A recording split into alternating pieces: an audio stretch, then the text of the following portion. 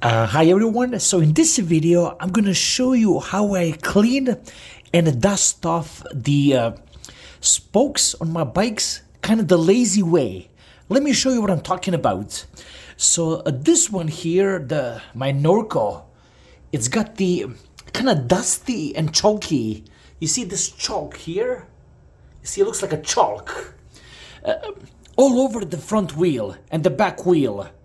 And at the same time, this one here has some sticky residue. But if you look over here, I tried it just a bit. And this thing is working. And let me show you what I'm talking about. You see, I'm going to take some detergent, some Dawn, you see? Like this. Stick it on a handle and just go like this. Beautiful. Now I'm gonna show you the chalky part.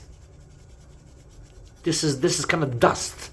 And see, it's already coming along. It's right here. You see?